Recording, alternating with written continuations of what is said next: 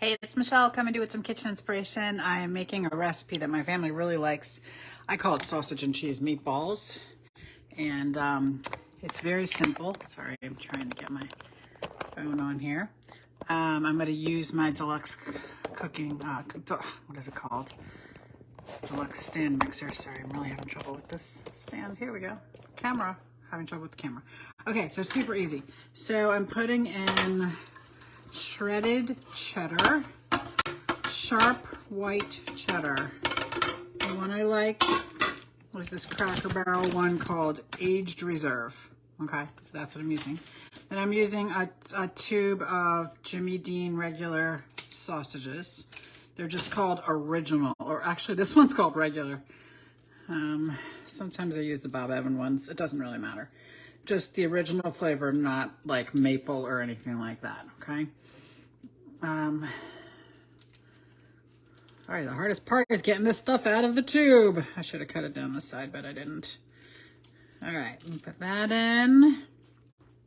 And 1 cup of Bisquick, okay? I don't really have that much Bisquick on hand, so that's what we're using. All right, pop it in here.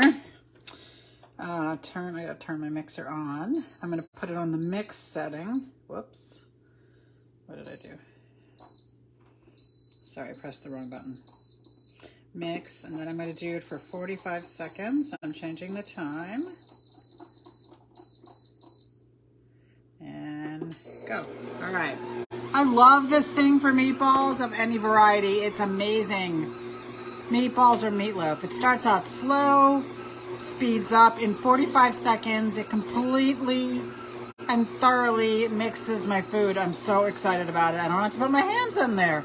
And it actually mixes it much more thoroughly than I ever mixed it before. So there probably won't be big hunks of cheese balls in the middle of my meatballs this time. You know, not in the middle of them, but like sometimes you eat them and there's a big hunk on the side. I probably should have put the cheese on the bottom. Should have put the meat in first because it is leaving a little bit of cheese. It's picking it up. We're almost ready. Grab a spatula.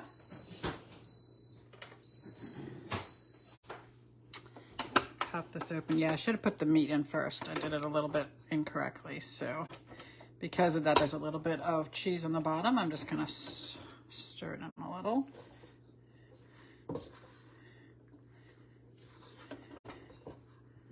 Actually, I think what I'm gonna do is I'm gonna put it back on again.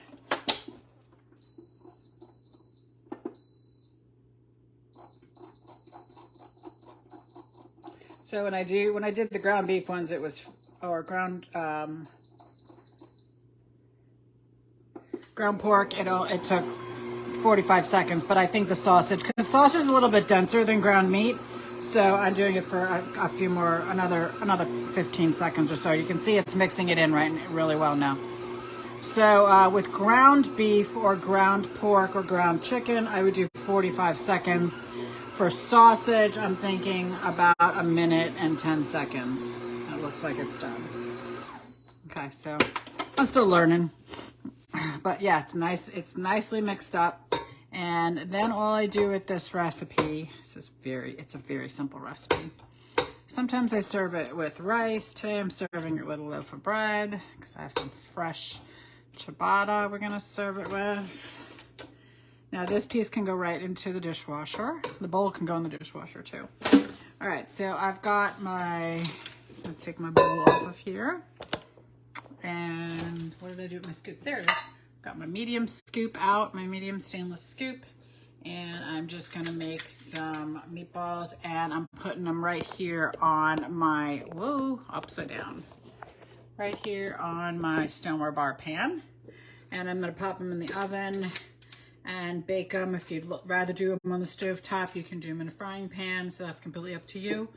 But I got other things to do, so rather than having to babysit them, I like to just put my meatballs in the oven. They always come out great that way. These will shrink significantly because of the cheese and the sausage, and you can serve them as an appetizer, or you can serve them like we like them. We just serve them as dinner. Also, if you're gluten-free, you can go ahead and use gluten-free flour or gluten-free Bisquick instead of the regular Bisquick, and that works also. I've done that. No problem. All right, well, thanks for joining me. Hope you have a great evening.